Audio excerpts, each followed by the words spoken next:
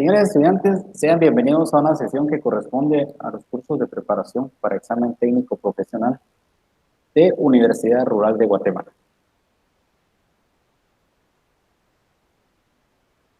Tengo a bien compartir con ustedes el curso de Derecho Ambiental. El código de este curso es FG 748. La semana que nos corresponde trabajar es la semana número 2. El tema se titula Principios Generales del Derecho Ambiental y Fuentes del Derecho Ambiental.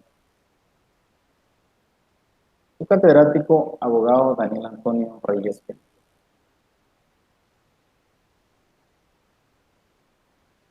Bien, nuevamente, déjenme felicitarlos por la ocasión y valentía de haber iniciado con Universidad Rural la última fase para culminar un esfuerzo y un sueño que inició hace años, el poder ser abogados y notarios. Para los que ya son abogados y están cursando la maestría, también felicitaciones para cada uno de ustedes. Y vamos a tratar de apoyar lo que tenemos de conocimiento de legislación ambiental y específicamente en la formación de ustedes como futuros profesionales. Agradeciendo la ocasión que Universidad Rural de Guatemala nos da para poder apoyar en este curso. Y como indicaba cursos anteriores, nos pudimos presentarnos en una ocasión anterior, por lo que les indico que su catedrático y servidor, abogado Daniel Antonio Reyes Trico, ejerce la profesión de forma liberal y también como asesor jurídico del Instituto Nacional de Bosques, en lo cual pues hemos apoyado un poquito en materia ambiental. Por lo cual vamos a indicar que esta clase tiene un objetivo, el cual, analizar la misma, indica la diapositiva que el estudiante al finalizar la clase puede identificar con claridad los principios y fuentes del derecho ambiental.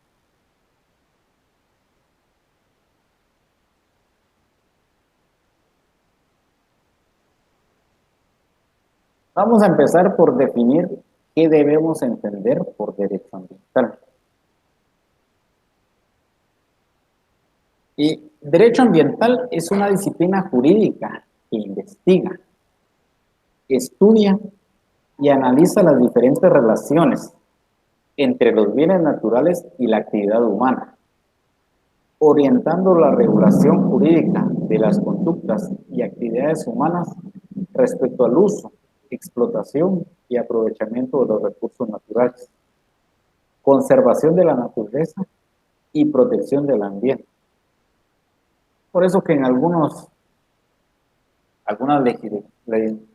legislaciones, en algunas doctrinas, el derecho ambiental es llamado como derecho protector del ambiente, derecho del ambiente, derecho ecológico, derecho ambiental en nuestra regulación guatemalteca, porque precisamente trata de orientar y de ordenar una conducta a través de un cúmulo de normas jurídicas que tienen por objeto específicamente la conservación de la naturaleza y la protección del ambiente. En virtud que, como lo indicábamos en una sesión anterior, el hombre tiene la capacidad y tiene la necesidad de transformar su medio ambiente para poder realizar un aprovechamiento de los recursos forestales que dentro del mismo ambiente se encuentran. De tal cuenta que el derecho ambiental lo que trata es de establecer los parámetros para poder realizar un aprovechamiento de tal cuenta que asegure la conservación del ambiente y que se realice un aprovechamiento de forma eficiente, de forma efectiva, no menoscabando los recursos naturales para poder realizar un aprovechamiento por parte de las futuras generaciones. El derecho ambiental entonces tiene por objeto condicionar la conducta humana respecto al disfrute, preservación, mejoramiento del ambiente, induciendo acciones y observaciones a favor de un bien común. ¿Cómo realiza entonces esta función el derecho ambiental? Primero, lo realiza a través de reconocer dentro de su norma jurídica suprema la necesidad de poder reglamentar y legislar a favor del medio ambiente. En presentaciones posteriores vamos a analizar cada uno del articulado que posee nuestra Carta Magna, en el cual, como indicábamos en sesión anterior, a raíz del Convenio de Estocolmo del año de 1972, se empezó a implementar dentro de las legislaciones de Latinoamérica, no siendo la excepción nuestra legislación, pues principios que fueron dando inicios o parámetros para poder empezar a legislar a favor de un ambiente, denominado constitucionalismo verde. En tal cuenta que si en la Constitución aparecen los primeros artículos orientados a reconocer que el ambiente es de suma importancia para no solo con el objeto de preservar nuestro medio natural, sino como crear las condiciones necesarias para poder obtener un mejor estilo de vida, para poder obtener un disfrute eficiente de nuestro ambiente. Porque el ambiente siempre va a tener enorme influencia e injerencia dentro de la actividad del hombre, tal y como el hombre tiene injerencia dentro del ambiente que lo rodea, lo cual la presencia del hombre pues hace que en algún momento exista la necesidad de transformar su medio ambiente y por lo tanto tiene un impacto positivo o negativo dentro de la vida que existe dentro de su ambiente. Recordando que dentro de los ambientes existen una infinidad de ecosistemas que se desarrollan, los cuales se ven afectados positiva o negativamente por el desenvolvimiento del hombre. Se puede definir el derecho ambiental como un conjunto de normas jurídicas y principios que regulan la conducta del actuar humano, tendiente a la protección del ambiente, con el objeto de prevenir la contaminación y el deterioro ambiental. Y es muy importante este párrafo, porque podemos encontrar, no solo encontramos un conjunto de normas jurídicas, sino también principios que regulan el actuar humano. Existen un cúmulo de normas jurídicas dentro de las cuales nos ayuda a orientar la conducta del ser humano en relación a prevenir la contaminación y el deterioro ambiental, entre las cuales podemos encontrar la ley forestal, el Código Penal en su apartado en relación a los delitos ambientales y el cúmulo de leyes y reglamentos que habíamos apuntado anteriormente, en la sesión anterior. Pero también existen algunos principios, entendiéndose como los principios como la fuente o médula, fuente medular, o aspectos muy particulares y necesarios dentro de los institutos jurídicos, de donde nacen los parámetros para poder actuar, o los parámetros dentro de los cuales se va a desenvolver cada instituto jurídico. También debemos incluir dentro de esta definición de derecho ambiental cada uno de los institutos jurídicos que vamos a mencionar con el paso de las sesiones que tengamos cada semana. Características del derecho ambiental. Bueno, las características del derecho ambiental debemos entenderlas como las circunstancias muy particulares que van a servir para definir determinada persona, ente o instituto jurídico. De tal cuenta que nos den a primera vista una idea concreta de lo que se pretende al definir cada uno de los conceptos. Indicando que característica es una cualidad o circunstancia que es propia o peculiar de una persona o cosa y por la cual se define o se distingue de otra, de su misma especie.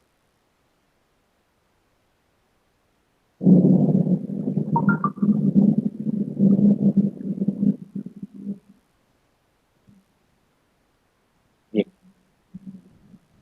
Muchas gracias a las compañeras. Vamos a hacer un nuevo Nuevo paréntesis a los compañeros que se reportan a través del correo con su asistencia, indicándoles, compañeros, que pues, no es necesario que me reporten cada momento su asistencia. Si es necesario es que estén presentes en la clase y que no pueden faltar en su asistencia a las evaluaciones que se tienen programado. Si tuviesen alguna duda, si es necesario revisar la aclaración en el momento, sí, por favor, escríbanos al correo para darle una atención a su cuestionamiento. Pero en cuanto a la asistencia, pues no veo tan necesario que me lo reporten. Y es por eso que estoy al pendiente de los correos en cada sesión, porque en algún momento no puede que exista alguna inquietud que ustedes me deseen compartir en relación a la presentación que estamos hablando, y es oportuno que le demos también seguimiento a su cuestionamiento y sobre todo una respuesta satisfactoria a la misma. Bien, hablemos del carácter preventivo del derecho ambiental. El carácter preventivo indica que el derecho ambiental contiene normas jurídicas de carácter sancionador para los seres humanos, pero su objetivo principal es prevenir el deterioro ambiental.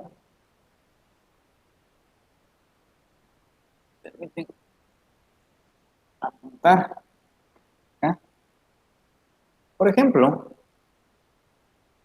si analizamos la ley forestal en el artículo 92, donde inician los delitos contra los recursos forestales, voy a permitir ver parte del supuesto.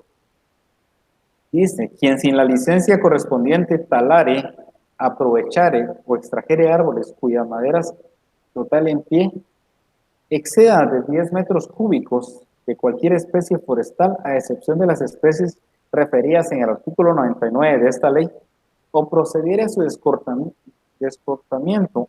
cocoteo, anillamiento, comete delitos contra los recursos forestales. Los responsables de las acciones contenidas en este artículo serán sancionados de la manera siguiente, y establece dos supuestos. De 5.1 metros cúbicos a 100 metros cúbicos, con multa equivalente al valor de la madera conforme al avalúo que realice INAVA. De 100.1 metros cúbicos en adelante, con prisión de 1 a 5 años, y multa equivalente al valor de la madera conforme al avalúo que realice el INAVA. Si nos damos cuenta, en este supuesto jurídico existe una sanción como consecuencia de encuadrar esa conducta a ese supuesto jurídico. Carácter sancionador. Pero ese no es el objetivo, en virtud que se debe considerar como un efecto disuasivo para prevenir el deterioro ambiental, que el desgaste no solo sea físico, sino pecuniario, el cual pueda servir para desvanecer esa intención de provocar un deterioro ambiental. En virtud que el deterioro ambiental debe ser considerado como un deterioro, como un daño de carácter irreversible. Sí debe ser contemplado el daño ambiental, toda vez que en algunas ocasiones necesita demasiado tiempo el poder sanar el ambiente, lo cual puede ser considerado como irreversible, ya que demasiado tiempo.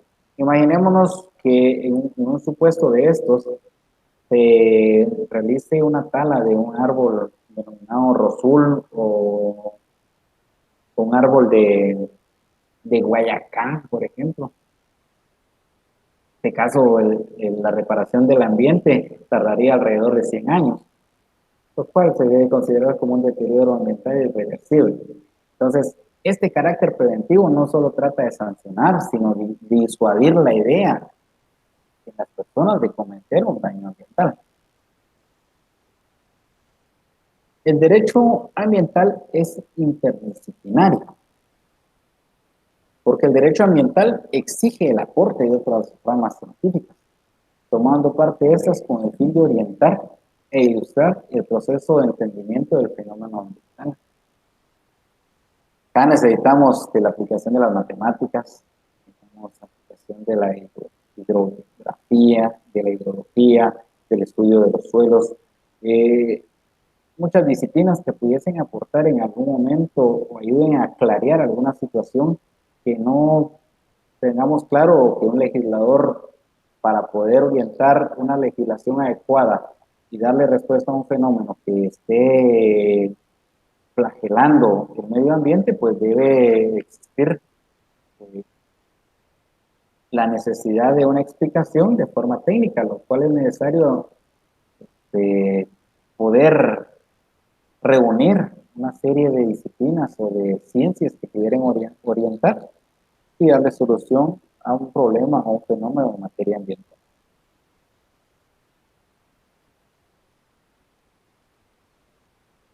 Otra de sus características es la distribución equitativa de costos. Es una característica fundamental del derecho ambiental y significa que las personas que obtienen ganancias económicas del uso irracional y descontrolado de los recursos naturales sean quienes reparen el daño ocasionado a dicho ambiente. Esta característica va estrechamente relacionada con un principio denominado contaminador pagador. Efectivamente, como forma de compensar el deterioro ambiental injusto e irracional y descontrolado de los recursos naturales, es necesario poder imponer a una persona responsable de este deterioro ambiental que cubra los daños ocasionados a dicho recurso. El derecho ambiental es transfronterizo. Es transfronterizo porque las dificultades de carácter ambiental pueden repercutir en una determinada región, en un estado o en un continente. Por ello es necesario una acción internacional que tienda a minimizar cualquier efecto perjudicial en materia ambiental. De tal cuenta que si un daño ambiental es provocado, por ejemplo, en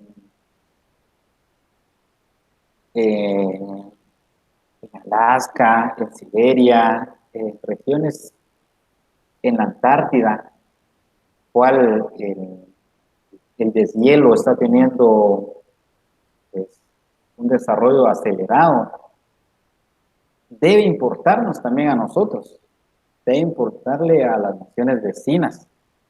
¿Por qué?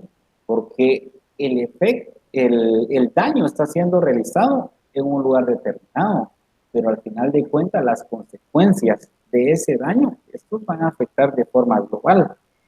Es por ello que al hablar de derecho ambiental no podemos hablar de un derecho local, debemos hablar de un derecho transfronterizo, debemos hablar de un derecho internacional, debemos hablar de un derecho global, porque el ambiente está estrechamente relacionado a todas las regiones del mundo.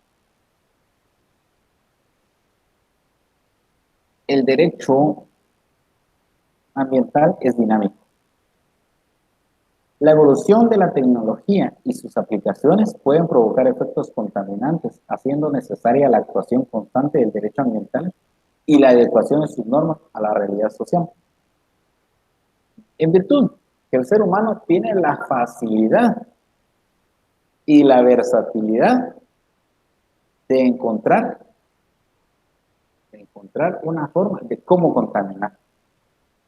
De tal cuenta que el derecho ambiental debe ir adaptándose a las nuevas formas, a los nuevos fenómenos, debe ir regulando esas conductas que día con día han evolucionado y que provocan un daño ambiental de carácter considerado como irreversible.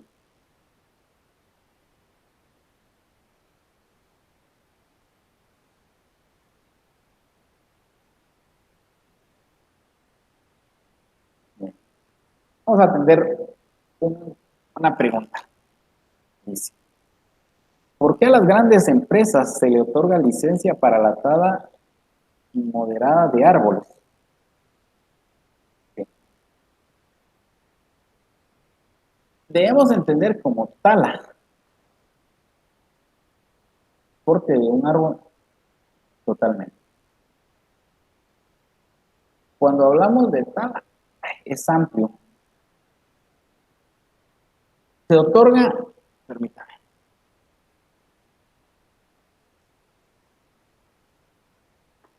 Cuando hablamos de licencia es una autorización por escrito que emite una autoridad competente para poder realizar para implementar un plan de manejo o para determinada actividad, tal y como lo establece el artículo 48 de la ley forestal, que me permito. Aprovechamiento sostenido, aprovechamiento y manejo sostenido de los bosques. Y el artículo 49 establece licencia. La licencia será la autorización para implementar el plan de manejo, cualquier aprovechamiento forestal de madera u otros productos leñosos, excepto los de consumo familiares, los de plantaciones voluntarias o sistemas agroforestales plantados voluntariamente, podrá hacerse solamente con la licencia que el INAH otorga dentro del periodo que se indica en el artículo anterior. Bien. Entonces, para otorgar una licencia es porque se debe realizar un aprovechamiento forestal y para ello debe implementarse un plan de manejo.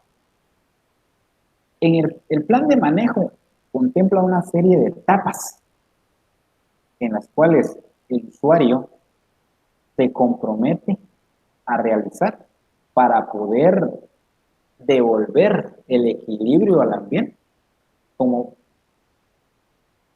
ese equilibrio que se va a causar un daño definitivamente por la tala de un árbol. Entonces, una licencia solo se otorga cuando se autoriza un plan de manejo y esto tiene varios parámetros técnicos. Además, si es una licencia de implementación de plan de manejo por el cambio de uso de la tierra, es decir, que existía un bosque y va a ser talado porque se le va a dar un uso distinto, ya a esa tierra ya no va a ser bosque, va a ser un uso distinto. En facultad que establece el artículo 39 de la Constitución del Derecho de Propiedad. Si bien es cierto, existe la necesidad de regular la actividad forestal, pero también es un legítimo ejercicio de su derecho el realizar un aprovechamiento del producto forestal que se encuentra en su propiedad. Pero para ello debe implementarse un plan de manejo y debe solicitarse al Ministerio de Ambiente y Recursos Naturales a través de la dirección respectiva que se autorice una evaluación de una evaluación de estudio de impacto ambiental como requisito indispensable para poder autorizarse esa licencia. Esto lo encontramos regulado en el artículo 36 del reglamento de la ley forestal. Si no se cumple con esos parámetros técnicos y con esos requisitos que establece el artículo anteriormente apuntado, no puede ser otorgada la licencia. Si en algunos casos se ve que existen personas propietarias de terrenos en los cuales se realicen talas, raleos periódicamente, habría que determinar si han sido objeto de una licencia o de un exento de licencia, que esto lo regula el reglamento del Registro Nacional Forestal, al poderse implementar plantaciones voluntarias. Una plantación voluntaria se realiza a través de parámetros técnicos en los cuales dentro de un terreno propiedad de una persona usuaria del Instituto Nacional de Bosque decide por cuenta propia realizar una plantación de forma voluntaria a través de parámetros técnicos. Si él realiza la plantación de forma voluntaria, entonces tiene derecho de realizar un aprovechamiento forestal sin necesidad de una licencia. Entonces habría que determinar eso. En muchas ocasiones la población en general ha estado confundida, porque incluso por cortar un árbol que no es una plantación voluntaria, sino un bosque natural, es necesario solicitar una licencia de aprovechamiento forestal y es necesario la implementación de un plan de manejo para poder devolverle a la naturaleza el equilibrio que se va a perder de momento por la tala de ese árbol. Pero en las plantaciones voluntarias no, porque es un exento de licencia, porque el propietario sembró su producto forestal y en un tiempo determinado va a realizar el aprovechamiento. Entonces habría que determinar eso. Siguiendo con el tema, vamos a indicar que es dinámico. Asistencia. Vamos a indicar que es dinámico porque, como lo apuntaba anteriormente, el ser humano tiene la versatilidad de encontrar la forma de cómo contaminar y cómo destruir el medio ambiente. Entonces tiene que ir adaptándose progresivamente a todos los fenómenos que tienen necesidad de ser regulados. El derecho ambiental es diverso porque los componentes del ambiente requieren múltiples procedimientos para la protección de los recursos naturales. Necesitamos de varias instituciones, necesitamos de varias ciencias que nos ayuden a la protección del medio ambiente. Acá mencionamos al Instituto Nacional de Bosques, podemos mencionar al Ministerio de Ambiente y Recursos Naturales, podemos mencionar a las municipalidades, podemos mencionar a otras instituciones encargadas de las áreas protegidas. Podemos mencionar algunas instituciones que se encargan, organizaciones no gubernamentales que también realizan funciones de protección del medio ambiente. Es un equipo multidisciplinario. Podemos mencionar a la Procuraduría General de la Nación en representación del Estado de Guatemala, quien se apersona en los procesos penales donde se dilucidan responsabilidades por delitos ambientales. Principios. Criterios. Los principios deben ser entendidos como criterios que rigen y orientan las leyes. Hay principios fundamentales como la igualdad, la justicia, el derecho a la vida, que esos son pilares para el desarrollo de las legislaciones nacionales e internacionales. O sea, la igualdad, la justicia y la vida, eso no pueden faltar en ninguna regulación, ni siquiera nacional, mucho menos en la internacional. Vamos a indicar que el derecho ambiental es un instrumento rector que tiene como propósito regular, dirigir, prohibir o autorizar actos y hechos derivados de los hombres. Para ello utiliza ciertos instrumentos de control y se apega al uso de numerosos principios, los cuales rigen y guían en toda su manifestación.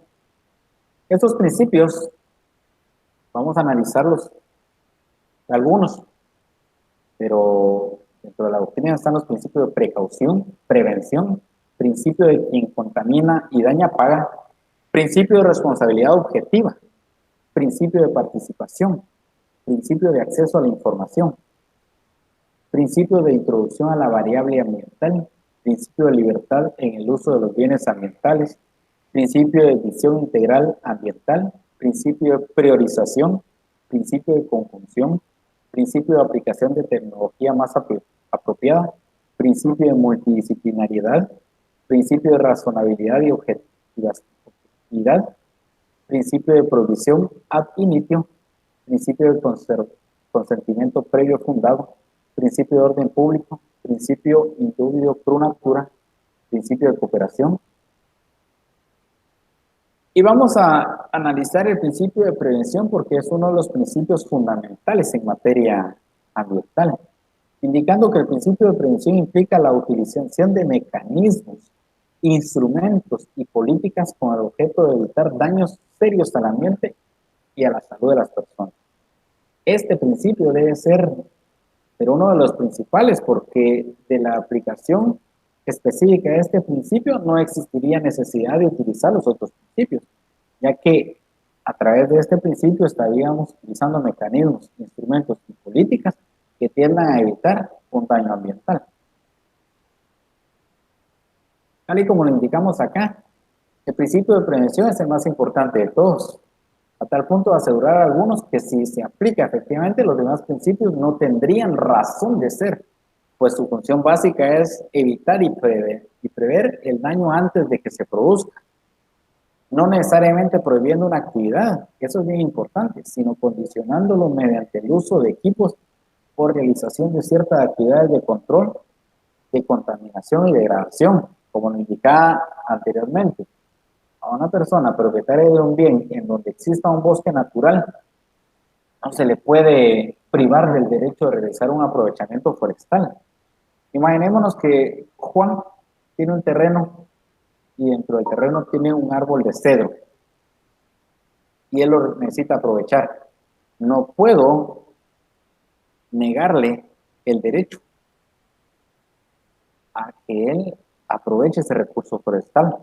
Le pertenece el recurso forestal. Lo que sí puedo hacer es condicionarlo a que presente un plan de manejo, a que previo a poder autorizarle una licencia, él realice un estudio de evaluación de impacto ambiental, porque no puedo prohibirlo, sino condicionar mediante el uso de equipos o realización de ciertas actividades, que me presente un plan de manejo para ver cómo se va a compensar o devolver el equilibrio al medio ambiente producto de la actividad de un aprovechamiento forestal. Este principio se manifiesta en el principio 15 de la Declaración de Río, el cual establece que cuando existe un peligro de daño grave o irreversible, la falta de certeza científica absoluta no se utilizará como justificación para postergar la adopción de medidas eficaces en costos para evitar la degradación del medio ambiente. Es decir, si no puedo medir que efectivamente no se va a causar al medio ambiente, contrario al censo, sí se puede, sí tendría que considerarse que sí se va a causar un daño al medio ambiente, por lo cual se toman los mecanismos necesarios preventivos. Principios generales del derecho internacional del medio ambiente. El derecho internacional ambiental se desarrolla bajo dos principios. Más adelante les vamos a dar nombre, pero el principio primero señala que los estados tienen derechos soberanos sobre los recursos naturales, es decir, pueden ejercer su soberanía, mientras que el segundo se basa en que los estados no deben causar daño al medio ambiente. ¿Por qué? Porque puede hacer que la causa del daño al medio ambiente pueda repercutir en un estado vecino. ¿Ya? Principio de buen vecino, ¿no? El principio de prevención implica la utilización de mecanismos, instrumentos, políticas con el objeto de evitar daños serios al medio ambiente y a la salud de las personas. Obligación de indemnizar por daño. Los estados, ya empezamos a hablar de materia internacional, tienen responsabilidad de garantizar que las actividades que se realizan dentro de su jurisdicción o su control no causen daños al medio ambiente de otros estados o áreas fuera de los límites de su jurisdicción. Lo que ocurre en algunas ocasiones cuando existen ríos que desembocan en otro estado. Existe la obligación de un estado de velar porque el cauce del río no lleve desechos contaminantes provenientes de un estado vecino. Principio de responsabilidad común, aunque diferenciada. Esto se establece que, debido a las diferentes orientaciones en el desarrollo de las necesidades de compartir la responsabilidad de la degradación ecológica, algunos países tendrían que asumir mayor responsabilidad, en virtud que no todos los países contaminamos de la misma forma. Algunos contaminan de una forma más grande, más acelerada, específicamente los países industrializados, los cuales tendrían que aplicarse una mayor responsabilidad en relación a los países que solo somos consumidores. Este principio incluye dos elementos constitutivos. El primero, la responsabilidad común de los estados de proteger el medio ambiente. Todos tenemos la obligación de proteger el medio ambiente porque es la isla donde vivimos, denominado planeta Tierra. Y el segundo elemento, pues, es entender las diferencias de las circunstancias de cada estado. No todos los estados contaminamos de igual forma. Principio de desarrollo sostenible. El principio de desarrollo sostenible se define como un desarrollo que satisface las necesidades esenciales de la población pobre del mundo, del presente sin comprometer las capacidades futuras. Es decir, debemos utilizar un uso, pero un uso racional, de tal cuenta que alcance para cubrir nuestras necesidades, pero también alcance para las necesidades de nuestros hijos y de los hijos de nuestros hijos, porque es una obligación la conservación de nuestros recursos naturales para poder heredar en las condiciones en las que nos lo proporcionaron a nosotros. Sugiere la idea central de la labor de protección del medio ambiente. es el mejoramiento de la condición humana. La protección de la fauna y de los recursos naturales no es un objetivo en sí, sino una necesidad para garantizar la mejor calidad de vida de los seres humanos. Desarrollo sostenible abarca los elementos anteriormente indicados. Primero, la equidad intergeneracional. ¿Qué significa esto? Que cada generación debe dejar a las nuevas generaciones una herencia de riqueza que no sea menor que la que ella recibieron. Y la generación actual tiene la responsabilidad de administrar el cuidado de los recursos naturales para las nuevas generaciones. Principios estructurales. Estos principios pues no son meramente ambientales, pero nos van a servir como estrategias para la protección del ambiente. Principio de globalidad. El principio de globalidad o carácter transfronterizo tiene su base en las interrelaciones entre los distintos ecosistemas que componen el medio ambiente, lo que hablamos anteriormente. Piensa global y no local.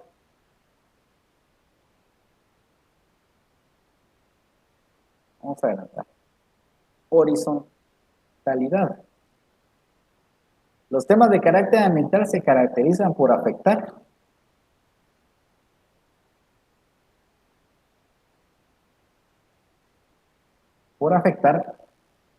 e interesar a varios sectores. En la parte conducente establece que las estrategias ambientales no pueden adoptar un enfoque sectorial o vertical, sino necesariamente ha de situarse a una perspectiva general o horizontal, de tal cuenta que todas las actividades, todos los sectores y todos los sujetos estén estrechamente relacionados para darle solución a un problema, que es el problema del deterioro ambiental. La sostenibilidad. Este principio trata de coordinar una acción y desarrollo conjunto entre el respeto al medio ambiente y el crecimiento económico. Podemos definir entonces que el desarrollo sostenible satisface las necesidades de las generaciones del presente sin comprometer la capacidad de las generaciones futuras para satisfacer sus propias necesidades. Que alcance para todo, pues, si nosotros hacemos uso de nuestros recursos naturales, también debemos heredar o debe quedar recurso natural para nuestros hijos y para los hijos de nuestros hijos. Responsabilidad compartida. Tal y como lo indicamos, la responsabilidad es pública. Como en el ámbito de las responsabilidades públicas son las responsabilidades privadas. La responsabilidad debe ser compartida para todos. Principios funcionales son los que orientan la redacción de conjunto de normas relacionadas con el medio ambiente. Principio de prevención, lo explicábamos anteriormente, es uno de los más importantes. Por la premura del tiempo vamos a adelantar algunas diapositivas. Principio de precaución o tutela, pues que aconseja tomar decisiones estratégicas cuando no se conozcan científicamente con certeza las posibles consecuencias.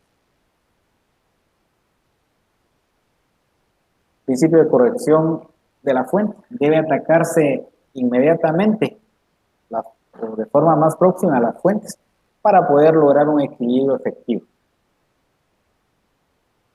Principio de contaminador pagador. Principio claro, quien contamina paga y debe ser una responsabilidad por la contaminación causada, garantizando los costos de los ambientales. Principio de subsidiariedad.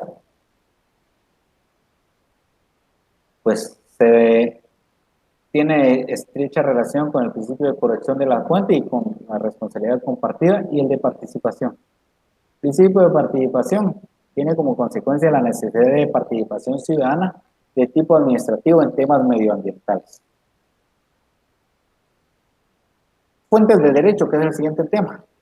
Debemos entender que fuentes proviene del latín frontis, que significa provenir, derramar, brotar, emerger, y se refiere al manantial de agua. Etimológicamente, fuente es el lugar de donde emana o fluye algo. Fuente es el origen de algo. En el sentido figurado significa aquello que es el principio fundamental o origen de algo. Por fuente del derecho se entiende el conjunto de fenómenos o serie de actos creadores del derecho en general. Fuentes reales del derecho son los fenómenos que concurren en mayor o menor dimensión a la creación de las normas jurídicas y determina el contenido de las mismas. O sea, son todos los fenómenos en los cuales se establece la necesidad de poder regular porque están causando un deterioro al medio ambiente.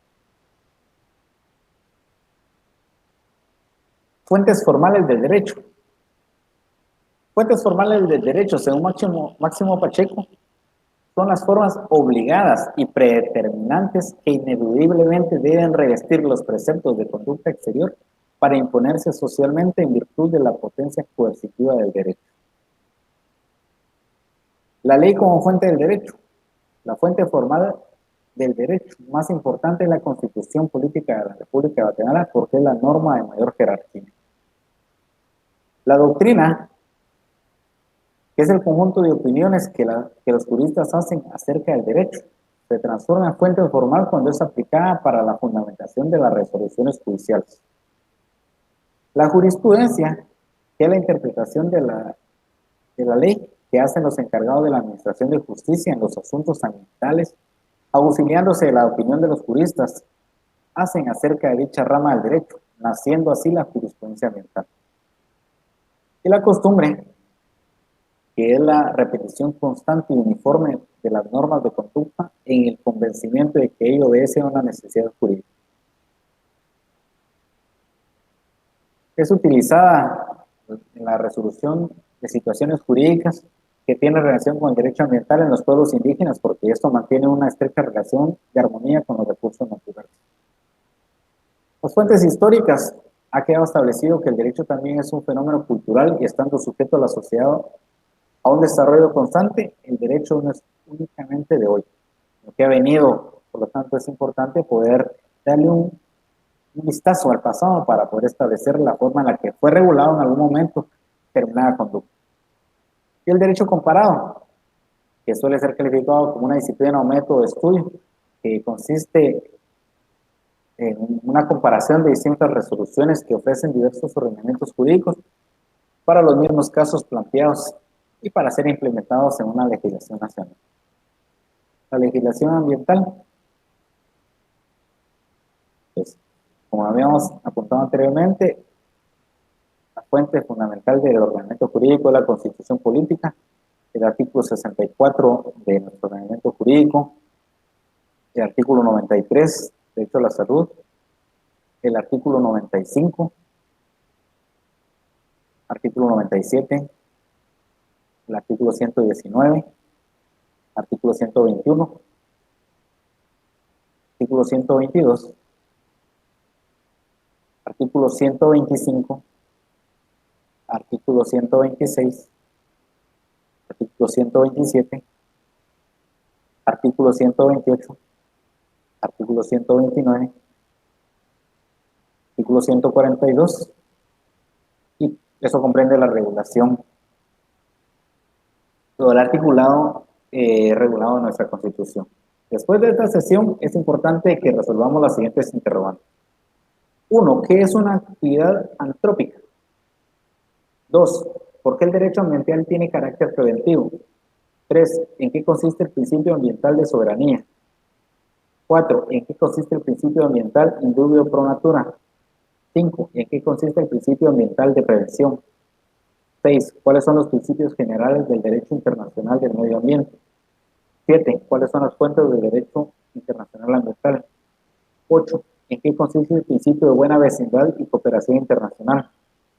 9. ¿En qué consiste el principio de responsabilidad común, aunque diferenciada? 10. ¿Cuáles son las fuentes reales del derecho ambiental? Señores estudiantes, muchas gracias por su atención. Hasta la próxima semana.